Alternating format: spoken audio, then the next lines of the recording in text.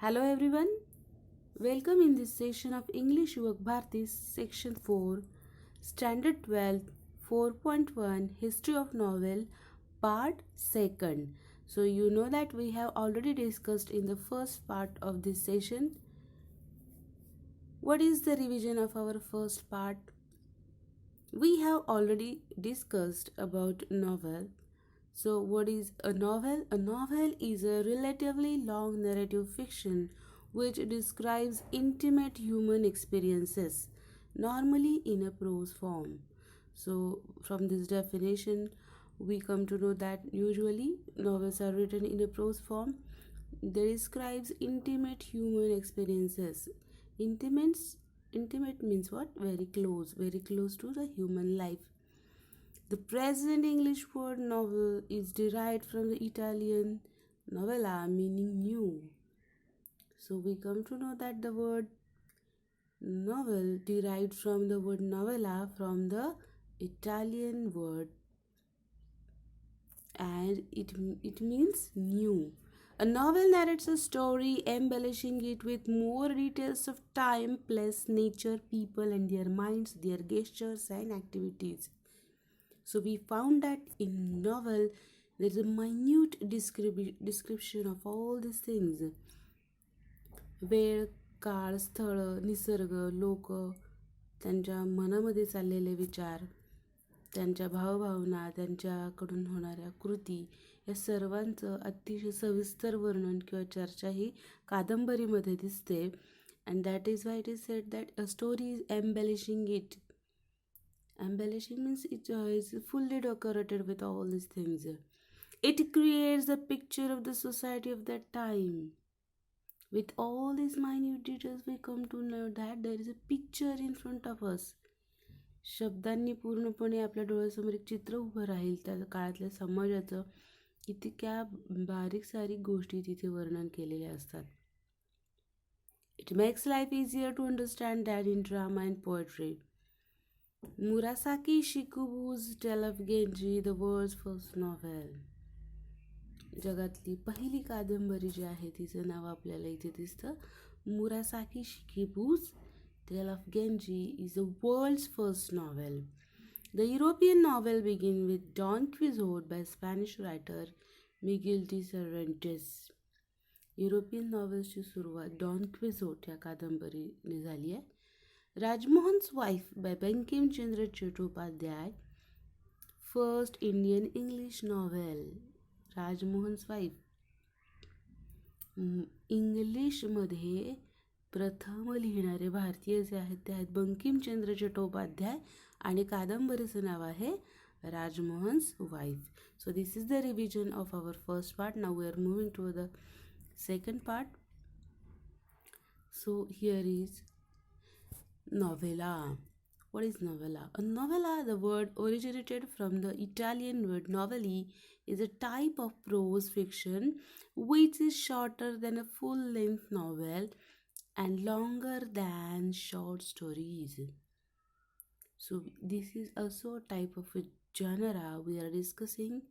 नॉव्हेला काय आहे तर आपल्याला दिसतं की कादंबरीपेक्षा थोडीशी लहान पण शॉर्ट स्टोरीपेक्षा थोडीशी मोठी असलेली ही नॅरेटिव्ह फिक्शन आहे हे. It is a well structure yet short narrative. Well structured आहे but still it's short, often satiric or realistic. Satiric means what? Ridiculing on something. Satire आहे कशावर तरी, कशाचा तरी उपहास केला गेलेला आहे. But it is realistic, it may be a realistic in tone.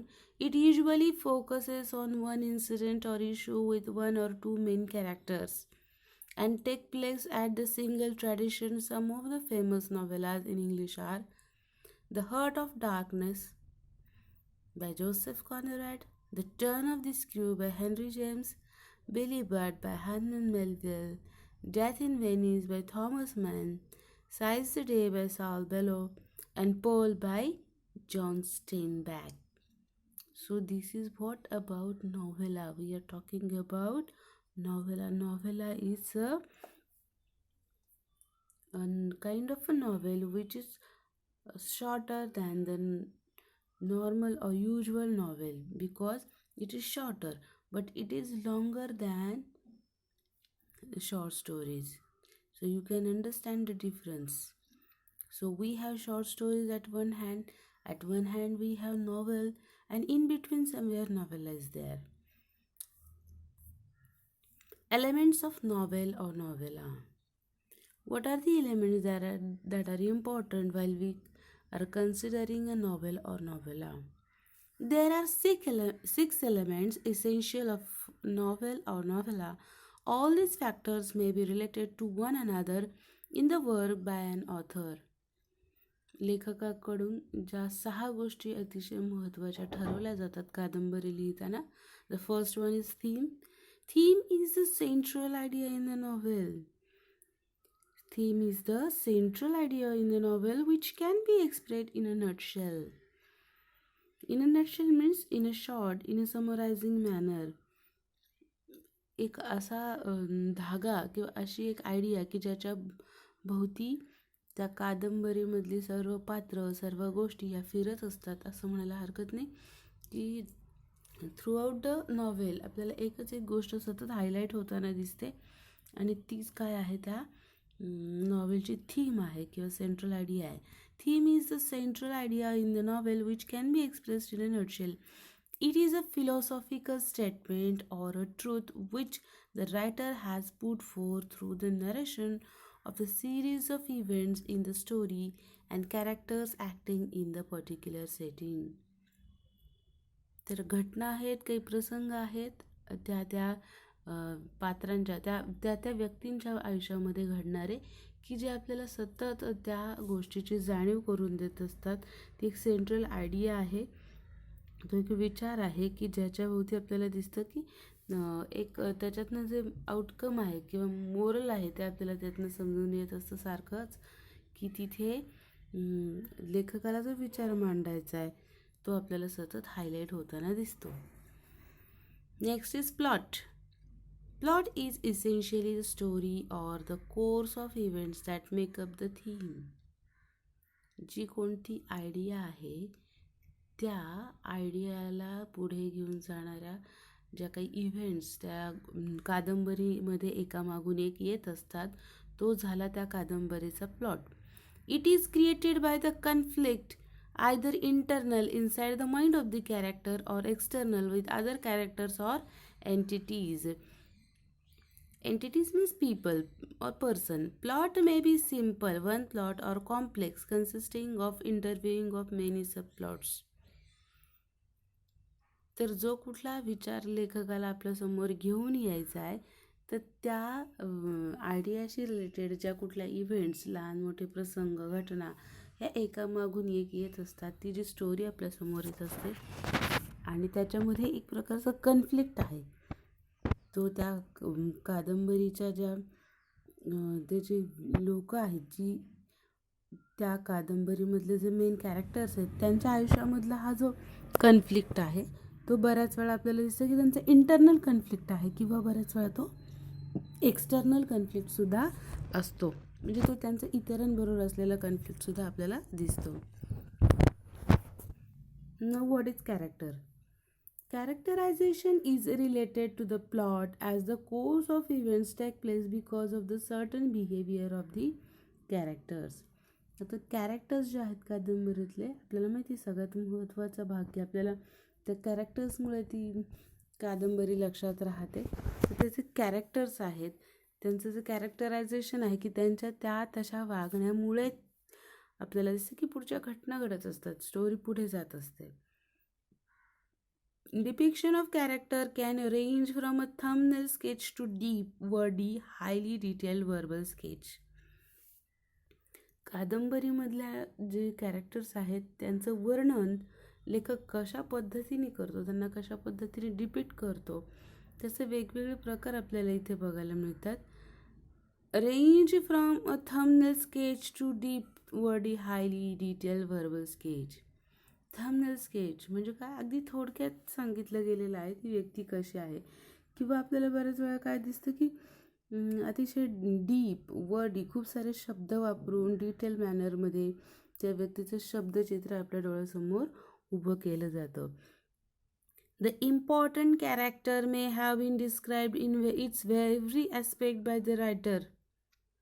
कथेमधले जे मेन पात्र आहेत, मेन जे कॅरेक्टर्स आहेत, तिथे आपल्याला दिसतं की त्यांच्याविषयी अतिशय बारीक सारीक वर्णन कादंबरीमध्ये आलेलं आहे. The minor characters are not given much importance. त्या मानाने छोटी व्यक्तिरेखा ज्यांची आहे, छोटी पात्र जे आहेत त्यांना आपल्याला मात्र दिसतं की फार काही इम्पॉर्टन्स दिलं जात नाही. The readers follow the actions of one main character throughout the novel. One main character, we can say hero. जो कोणी हिरो आहे, जो मेन कोणी कॅरेक्टर आहे, त्याच्या ॲक्शन्स आपण आपल्या पूर्ण रीडिंगमध्ये आपण त्याच्या ॲक्शन्स फॉलो करत असतो. This character is referred to as the protagonist. Protagonist means main character.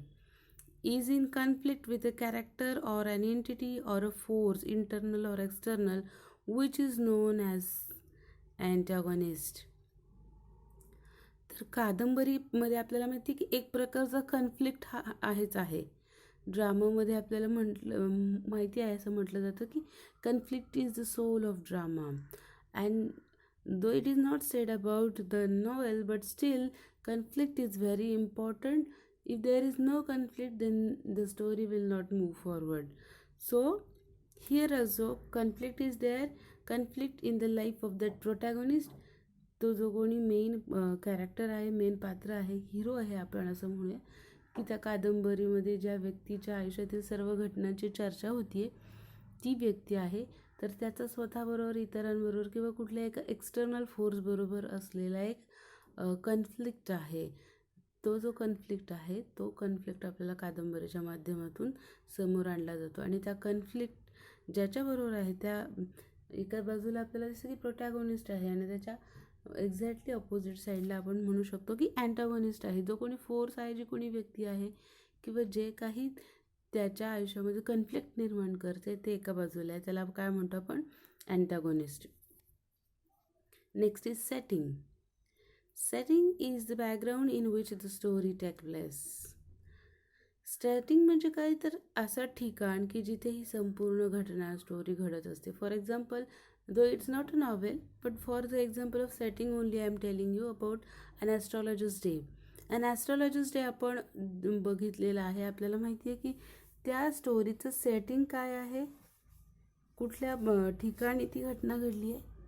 तर तो जो रोड आहे, पार्क ॲव्हेन्यू रोड, त्या रोडवरती ती घटना घडलेली आहे. म्हणून त्या स्टोरीचं सेटिंग आपल्याला काय दिसतं, त्या जो रोड आहे तो त्या स्टोरीचा आपल्याला टाउन हॉल पार्क हे जे आहे ते ॲन ॲस्ट्रॉलॉजर्स डे या स्टोरीचं काय आहे, सेटिंग आहे, टाउन हॉल पार्क.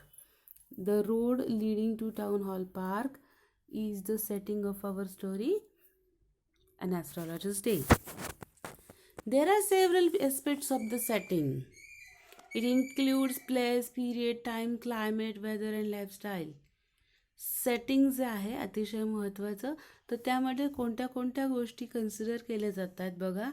सेटिंग्समध्ये फक्त आपण बघतोय प्लेस, पीरियड, टाईम, क्लायमेट और वेदर अँड लाईफस्टाईल. ह्या सर्व गोष्टींची चर्चा ही सेटिंग्समध्ये होत असते. So without considering all these things, setting will not be complete. Plot and characters are the two major elements that are affected due to setting. Setting जी आहे सगळ्यात जास्त इफेक्ट करणाऱ्या दोन गोष्टी कोणत्या आहेत? Plot and character. ह्या दोन गोष्टींना पूर्णपणे फरक कशामुळे पडतो? तर सेटिंगमुळे. Setting of the story. Then conflict. The struggle between the opposite forces in the story is called conflict. The struggle which is there, the struggle is there between protagonist and antagonist, and that struggle is there between two opposite forces in the story is called conflict. Conflict in the story provides interest and curiosity about the plot.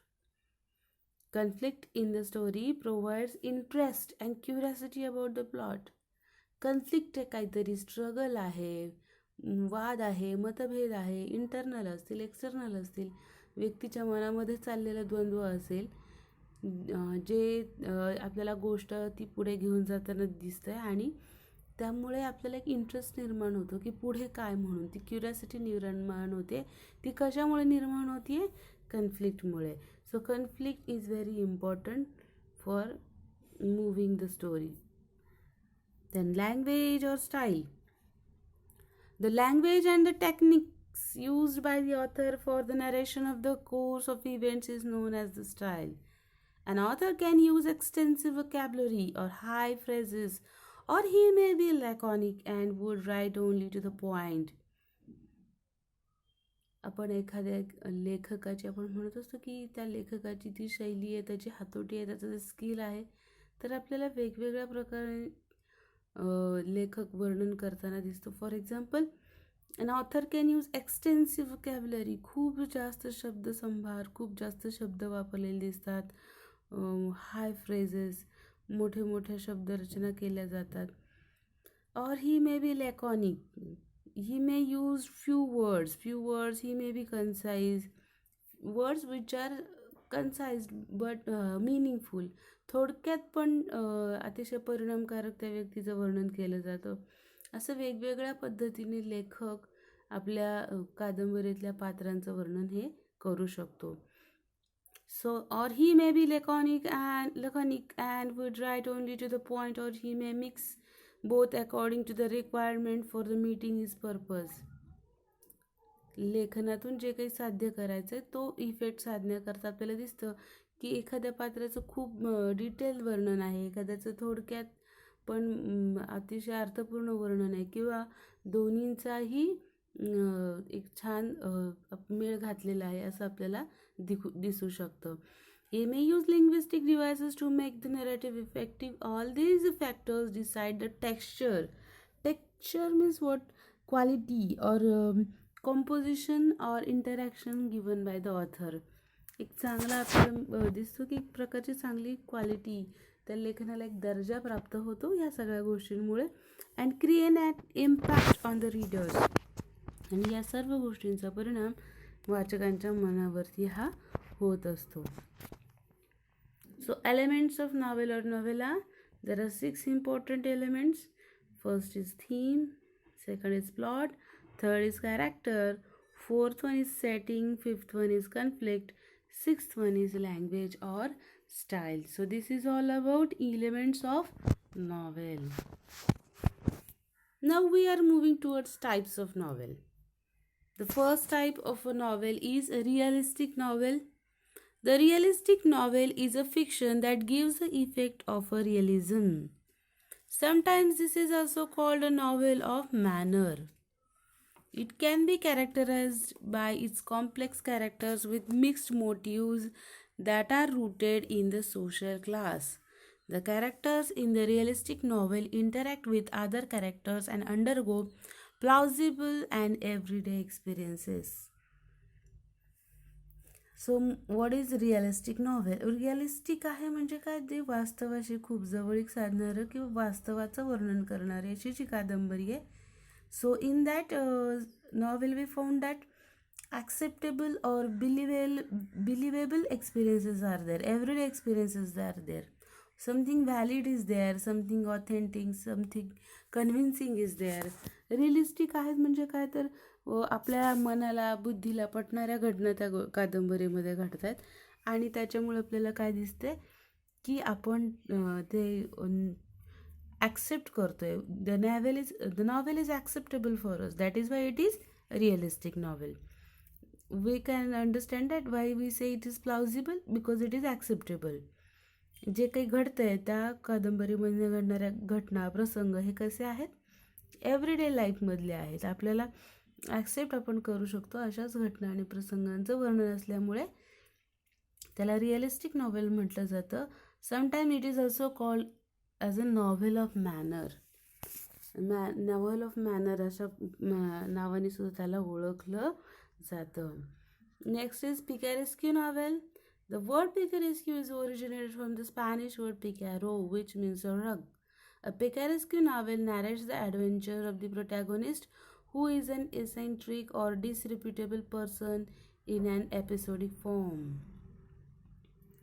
तर आपल्याला काय दिसतं की second type जो आहे picaresque novel, here the protagonist जो hero आहे तो कोण आहे, ही इज अ रग और we can say a person which is a mischievous scam और अनरिलायबल पर्सन. असा एक माणूस आहे की ज्याला काही समाजामध्ये फारसं चांगलं नाव नाही आहे किंवा त्याची कृत्य अशी नाही आहेत की जी जेणेकरून आपल्याला दिसतं की ॲक्सेप्टेबल आहे. He is deviating from the norm, he is behaving which is not really acceptable in the society. So we can say that the person is a scoundrel or the person is not like other normal people. त्याचं जे वागणं आहे ते कुठेतरी खटकणारं आहे, वेगळं आहे. He is a person of a bad reputation. तर अशा व्यक्तीच्या आयुष्यामधल्या गोष्टी आहेत की जे आपल्याला, तो जो प्रोटॅगॉनिस्ट आहे, तो जो हिरो आहे, त्याच्या आयुष्यातले असे घटनाप्रसंग आहेत की जे अदरवाईज नॉर्मल गोष्टींमध्ये, नॉर्मल लोकांकडनं होणाऱ्या गोष्टी त्या नाही आहेत. त्या छोट्या छोट्या एपिसोड्समध्ये वाचकांच्या समोर आणलेल्या असतात एका पिकेरेस्क्यू नॉवेलमध्ये. Next is historical novel. A historical novel is a novel set in a period earlier than that of the writing. Historical नॉवेलमध्ये आपण अनेक गोष्टींचा अंतर्भाव करू शकतो. अगदी कालपर्यंत घडून गेलेल्या सर्व गोष्टी कादंबरीचा विषय ह्या होऊ शकतात. So it is said that a historical novel is a novel set in a period earlier than that of writing. लिहिण्याच्या आधीचा काळ कधीही कन्सिडर केला गेला तरी आपल्याला ते काय दिसतं, एक हिस्टॉरिकल नॉवेलच ते एक प्रकारे होत असतं. Next is epistolary novel. Epistolary novel, the word epistolary derives from the Latin word epistola, which means letter. The epistolary novel is that in which the writer represents the narrative through a series of correspondence or other documents. पत्रव्यवहारातून आपल्याला दिसतं की बऱ्याच वेळा जे काही correspondence आहे, letters पाठवली जात आहेत इकडून तिकडे, आणि जे काही डॉक्युमेंट्स पाठवले जात आहेत, तर त्याच्यामधून आपल्याला दिसतं की कादंबरीची निर्मिती होऊ शकते किंवा कादंबरीला खाद्य त्याच्यातून मिळतं आहे, जेणेकरून आपल्याला दिसतं की स्टोरी पुढे जाते आहे. सो अशा वेळी जेव्हा कॉरेस्पॉन्डन्स लेटर्स यांचा उपयोग केला जातो तिथे आपल्याला काय दिसतं, तिथे एपिस्टोलरी नॉवेल म्हणून कन्सिडर केलं जातं. Although letters are the most common basis for epistolary novel, diary entries are also a popular form of this type. तर लेटर्स ह्या आहेत महत्त्वाचे एपिस्टोलरी नॉवेलमध्ये. पण दुसरा जो भाग आहे अतिशय महत्त्वाचा तो कुठला आहे, डायरी एंट्रीज. त्या व्यक्तीने आपल्या डायरीमध्ये करून ठेवलेल्या नोंदी आणि त्यांचा वापरसुद्धा आपल्याला एपिस्टोलरी नॉवेलमध्ये केलेला दिसतोय. Next is Gothic novel. Gothic, the novel that includes terror, mystery, horror, thriller, supernatural, doom, death or decay, or haunted buildings are called the Gothic novels. आपल्याला एक वेगळ्या प्रकारची कादंबरी आपल्याला म्हणतो की भयकथा असतात किंवा अशा काही गोष्टी की जिथे आपल्याला भीती वाटते, काहीतरी गूढ आहे, भीतीदायक आहे, थ्रिलिंग आहे. सुपर नॅचरल म्हणजे काय, जे घडणं शक्य नाही आहे, काहीतरी अशी एक शक्ती आहे की जिचा काही आपल्याला थांगपत्ता लागत नाही, तर ती सुपर नॅचरल पॉवर आहे. Something extraordinary power is there. Then doom is there, unfortunate fate of that characters. बऱ्याच वेळा असं दिसतं त्या व्यक्तींच्या आयुष्यामध्ये काहीतरी चुकीचं घडलेलं आहे, चुकीचं घडतं आहे. That is a doom is there, death is there, decay is there, or haunted buildings. Sometimes we found that in that story haunted buildings are there, and all these things are described in a Gothic novel. Autobiographical novel. Next type of a novel is autobiographical novel. The autobiographical novel is a novel based on the life of the author. Autobiographical आहे, so ऑथरच्या आयुष्याशी related. तो स्वतः लेखक आहे, तो स्वतःच्या आयुष्याविषयी लिहितो आहे. So आपल्याला माहिती आहे, आपण मराठीत म्हणत असतो आत्मचरित्रात्मक. तर तसंच प्रकारचं लिखाण हे जर झालं तर काय म्हणतो आपण, autobiographical novel. However, the author changes the places and names of the characters. आपण जरी आत्मचरित्रात्मक म्हटलेलं आहे तरी सर्व गोष्टी की जशाच्या तशा लेखकाकडून लिहिणं अपेक्षित नाही आहे. स्थळ आणि व्यक्ती त्यांचे नावं हे सगळं बदललं जाऊ शकतं. और इवन मे चेंज और avoid certain details of his life. आणि त्या व्यक्तीला जर नको असेल तर त्या गोष्टींची चर्चासुद्धा तो करणं त्याच्या ऑटोबायोग्राफीमध्ये टाळत असतो. It may or may not be in the first person narration.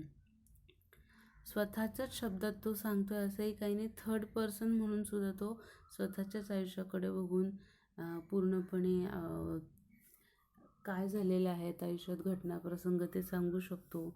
किंवा वेगवेगळ्या फॉर्ममध्ये सुद्धा तो आपल्याला दिसतं की सांगू शकतो. जसं जरी ऑटोबायोग्राफिकल नॉवेल असेल तरी ते आपल्याला दिसतं तिथे वेगवेगळ्या प्रकारच्या कन्सेशन्स घेऊन तो लेखक स्वतःच्या आयुष्याविषयी सांगू शकतो. Allegorical novel. An allegory is a story. An allegory is a story that bears more than one level of meaning. Allegorical जे आहे तिथे आपल्याला काय दिसतं की त्या स्टोरीचा एकच आणि एकच अर्थ नाही आहे तर वेगवेगळे अर्थ त्या गोष्टीमधनं निघत असतात. आणि म्हणून तिथे काय दिसतं आपल्याला, it is said that this is an allegory. Allegory means what? Representation of abstract principles by characters and figures. तर वरती जरी आपल्याला एकच गोष्ट दिसत असेल तरी अनेक अर्थपूर्ण आपल्याला लेयर्स तिथे पाहायला मिळतात, लेवल्स पाहायला मिळतात की त्याचेच अनेक अर्थ आपल्याला त्या गोष्टीमधून निघत असताना दिसतात. And that is why it is said that it's a allegorical novel. The surface meaning of such novel is different from the symbolic meaning of it. वर पाहता जो अर्थ दिसतोय त्याच्यापेक्षा खूप डीप मिनिंग त्या कादंबरीला असतो. The symbolic meaning of an allegory may be political, religious, historical or philosophical. अशी जी कादंबरी आहे ती वर पाहता जी स्टोरी दिसते ती जरी वेगळी असेल तरी आपल्याला दिसतं की त्याचे काही राजकीय अर्थ, धार्मिक अर्थ निघतात, ऐतिहासिक महत्त्व आहे त्या कादंबऱ्यांना काही, किंवा काही फिलॉसॉफिकल आहेत, तत्त्वज्ञानात्मक किंवा आयुष्याविषयी बोलणाऱ्या काही कादंबऱ्या आहेत की जिथे आपल्याला दिसतं की वर पाहता ही गोष्ट खूप वेगळी आहे पण त्याचा जो डीप मिनिंग आहे तो काहीतरी डीपर मेसेज आपल्याला देतो. आणि म्हणून आपण काय म्हणतो, it's a allegorical novel. Utopian or dystopian novel. Utopia is an imaginary community or society possessing the ideal qualities. Utopia is an imaginary community. Imaginary community आहे, काल्पनिक समाज आहे किंवा काल्पनिक लोक आहेत जिथे आपल्याला काय दिसतं, those people they are possessing the ideal qualities. अतिशय चांगल्या गुणांचा संग्रह त्या लोकांकडे आहे, अतिशय चांगली आहेत. So utopia is an imaginary community or society possessing the ideal qualities. आपल्याकडे म्हटलं जातं अगदी युटोपियन सोसायटी म्हणजे काय, अगदी रामराज्य आहे, सगळ्यांकडे गुण आहेत, फक्त कोणीही अवगुणी नाही आहे. आणि त्याच्या अगदी ऑपोजिट कंडिशन म्हणजे काय, dystopian means all those people those and the society which is dysfunctional or having very poor standard of living, or what we can say they are living a miserable life. So Ramrajya आहे एकीकडे आणि एकीकडे असा समाज आहे की ज्यांच्याकडे काहीच सोयीसुविधा नाही आहे, त्यांचं आयुष्य अतिशय त्रासाचं आहे. So utopian society means ideal society and dystopian means what, miserable society. It is a common literary theme, especially in science fiction or speculative fiction. आणि हे आपल्याला कुठे होताना दिसतं की ही लिटररी थीम जी आहे की युटोपियन सोसायटी आहे, आदर्श समाज आहे किंवा समाजाच्या अतिशय वाईट आहे, हे दोन प्रकारच्या थीमला कुठे हँडल केलं जातं आपल्याला दिसतं की सायन्स फिक्शन असेल किंवा स्पेक्युलेटिव्ह फिक्शन आहे. Speculative means what, it is based on गेसिंग, estimating, hypothetical conditions are there, unproven ideas are there, guess is there. आपल्याला माहिती आहे की आपण काहीतरी बघतो की यानामधनं काही लोक प्रवास करतायत, दुसऱ्या प्लॅनेटवर जात आहेत, प्लॅनेटवरती जाऊन तिथे राहत आहेत. तर तिथे वेगवेगळ्या कंडिशन्स आहेत. काही ठिकाणी एकदम चांगला समाज दाखवला जातो, चांगल्या व्यक्ती दाखवल्या जातात. काही ठिकाणी आपल्याला दिसतं की वाईट आहेत त्या समाजातली लोक, की ते म्हणजे आयुष्यामध्ये ते त्रास सहन करत आहेत. असे वेगवेगळे लेवल्स असू शकतात. हे सगळं आपल्याला कुठे होताना दिसतं? युटोपियन और डिस्टोपियन नॉव्हेलमध्ये. Next is psychological novel. Psychological novel is the work of fiction that treats the internal life of the protagonist or even the other characters as much as the external factors. तर बाहेरील गोष्टींचा व्यक्तीच्या आयुष्यावर होणारा फरक हा लेखकाकडून वर्णन केला जातोच, त्याच्याविषयी बोललं जातंच. पण सायकोलॉजिकल नॉव्हेलमध्ये त्या व्यक्तीच्या मनात काय घडतंय, सायकोलॉजिकल इम्पॅक्ट काय आहे, या सर्व गोष्टींची चर्चा ही होताना दिसत असते. मग तो प्रोटॅगॉनिस्ट असेल किंवा त्याच्याबरोबर असलेले इतर कॅरेक्टर्स असतील, या सर्वांचं भावनिक विश्व उलगडून दाखवणारे जे कादंबऱ्या आहेत त्यांना काय म्हणू आपण? Psychological novel. Next is stream of consciousness novel. A stream of consciousness is a phrase coined by William James in his treatise Principles of Psychology in 1890. It means the flow of the thoughts, incidents in the plot are in the sequence of their occurrences. The novelist narrates them as they enter the mind of the character. So, stream of consciousness. Consciousness means what? To be aware of something. तर ह्या ज्या सगळ्या गोष्टी आहेत की ती जी पात्र आहेत ते त्यांच्या ज्या ॲक्शन्स आहेत किंवा ते त्यांच्याकडून जे काही घडतं आहे, ते जे काही करत आहेत त्याच्याविषयी ते फुल्ली अवेअर आहेत. त्यांच्या मनामध्ये त्याच्याविषयी काय विचार आहेत, भावभावना आहेत आणि त्यांच्या सायकोलॉजीवरती त्याचा काय इफेक्ट होत आहे, ते अलर्ट आहेत, अवेअर आहेत. आणि अशा कंडिशन्समध्ये ते कुठले डिसिजन्स घेतात, कशा प्रकारच्या घटना पुढे जातात, हे सगळं आपल्याला स्ट्रीम ऑफ कॉन्शियसनेस नॉव्हेलमध्ये दिसतं. Next is Bildungsroman novel. What is that? Bildungsroman novel. What is the meaning of this word? The German word Bildungsroman indicates growth. The fictional biography or autobiography, it's concerned with the growth of the protagonist mind, spirit, character from their childhood to adulthood. Buildings-Roman novel हा जो कादंबरीचा प्रकार आहे, तिथे आपल्याला काय दिसतं की तो जो प्रोटॅगॉनिस्ट आहे, जो कोणी हिरो आहे, जे मेन पात्र आहे, जे मेन कॅरेक्टर आहे, तर त्याची ग्रोथ आहे. It may be related to mind, spirit और characters from their childhood to ॲडल्टहुड.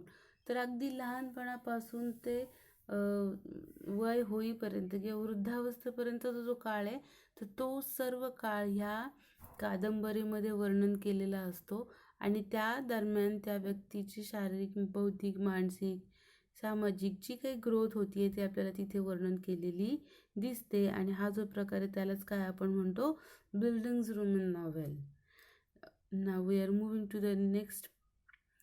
In the first half of the 20th century, a cult of pulp magazines became popular in which fantastic fiction for the general entertainment of the masses was printed on the cheap pulp paper. 20व्या शतकाचा जो सुरुवातीचा काळ आहे तेव्हा आपल्याला काय दिसतं की pulp magazines आहेत हे खूप पॉप्युलर झाले होते.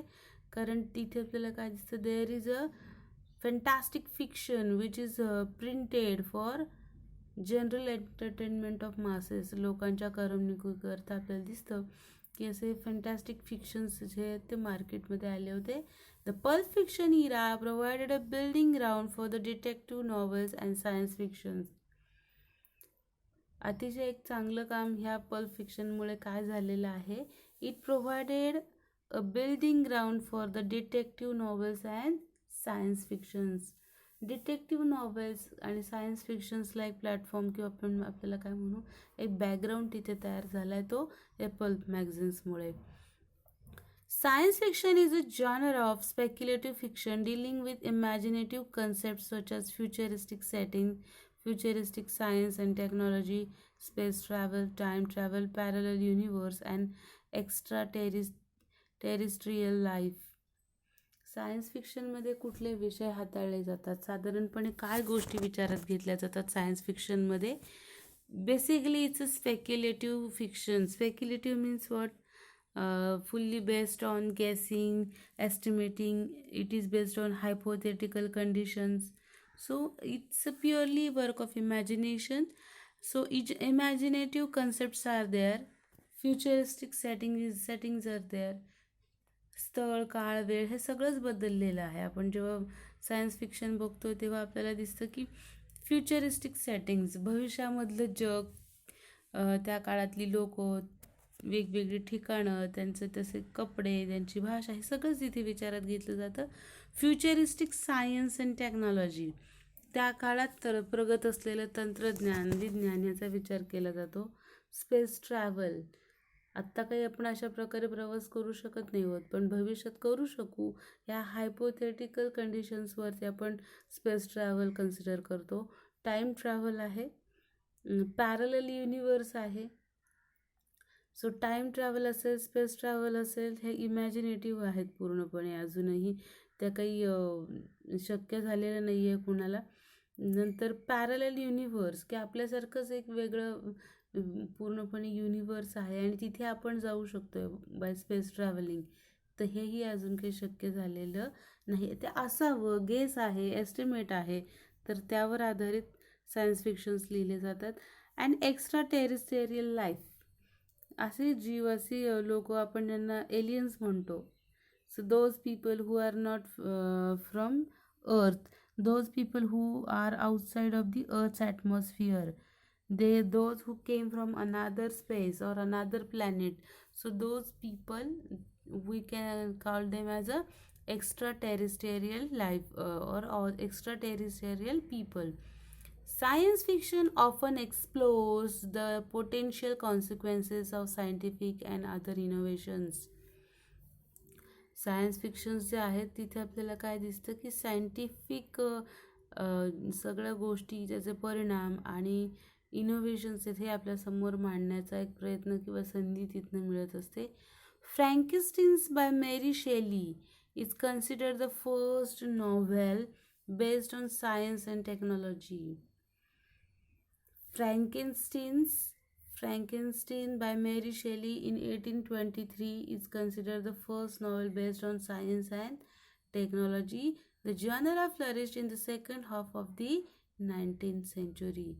जसं सायन्स फिक्शन्स आहे तर त्यांचाही खूप मोठा वाचक वर्ग आहे, खूप मोठ्या प्रमाणात लोक वाचतात आवडीने.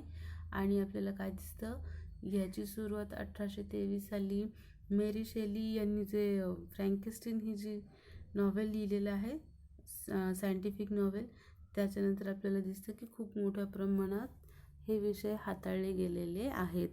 Detective fiction is a sub genre of crime fiction and mystery fiction in which an investigator or a detective, either professional or amateur, investigates a crime, often a murder. So this is all about detective fictions. Detective fictions आहेत जिथे शोध लावला जातो, detect केलं जातं. Criminal is there in our story if we are reading a detective fiction, and a detective or an investigator is there who finds out the person. He may be a professional or amateur. ती व्यक्ती व्यावसायिक दृष्टीने डिटेक्टिव्हचं काम करणारी असू शकते किंवा नसूही शकते. तर त्या व्यक्तीकडनं गुन्ह्याचा शोध लावला जातो आणि बऱ्याच वेळा गुन्हा हा एक मर्डर आहे असं दाखवलं जातं. आणि डिटेक्टिव्ह फिक्शनमध्ये आपल्याला सुरुवातीला त्या गुन्ह्याचा जो गुन्हा कसा घडला किंवा गुन्हा झाला हे दाखवलं जातं. आणि सगळ्यात शेवटी आपल्याला काय दिसतं की जो कोणी इन्व्हेस्टिगेटर आहे, डिटेक्टिव्ह आहे, तो त्या गुन्ह्याची उकल करतोय किंवा त्या गुन्ह्याचा शोध तपास हा लागलेला आहे. Types of novels. This is an exercise. What are the types of novels? The first one is a realistic novel. Next is picaresque novel. Third is historical novel. Fourth is epistolary novel. Fifth, Gothic novel. Sixth, autobiographical novel. Seventh, allegorical novel. Eighth, utopian novel or dystopian novel. Psychological novel is the ninth type. Stream of consciousness novel is the 10th type, and Bildungsroman novel is the 11th type of novel. Bildungsroman novel is the 11th type of novel. So I am reading it again and again in order to make it familiar to you. So हे 11 types आहेत, हे जे आहेत याच्यावरती short note लिहायलाही येऊ शकते. So go through once again this discussion, and you will definitely find out that it is really very understanding and very easy to remember all these types of novels. Now this is the time for homework. The homework is there on textbook page number 177, and it is given here. You have to do the same thing. You have to solve all the exercises which are there under this lesson, that is history of novel. So thank you student, we will meet soon. Keep ready your notebooks with all those solved exercises. Thank you.